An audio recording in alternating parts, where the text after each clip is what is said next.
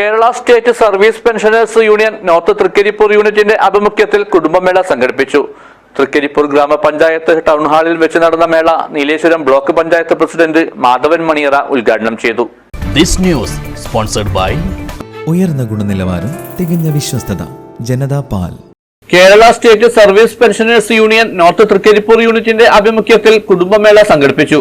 തൃക്കരിപ്പൂർ ഗ്രാമപഞ്ചായത്ത് ടൗൺ ഹാളിൽ വെച്ച് നടന്ന മേള നീലേശ്വരം ബ്ലോക്ക് പഞ്ചായത്ത് പ്രസിഡന്റ് മാധവൻ മണിയറ ഉദ്ഘാടനം ചെയ്തു.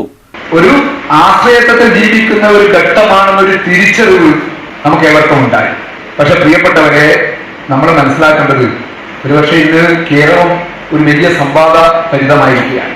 അതിന്റെ രാഷ്ട്രീയമല്ല ഞാൻ പറയുന്നത്. ഇപ്പൊ കേരള മോഡൽ എന്ന് പറയുമ്പോൾ ബട്ട് ഈസ് കേരള. പ്രത്യേകിച്ച് നമ്മുടെ കേരളത്തിൽ മാത്രമാണ് എല്ലാ തരത്തിലും നമുക്ക് ഒരു മോഡൽ എന്ന് പറയാൻ വേണ്ടി. KSSPU north Trikaripur unit president PP Venugopalan master ചടങ്ങിൽ അധ്യക്ഷത വഹിച്ചു.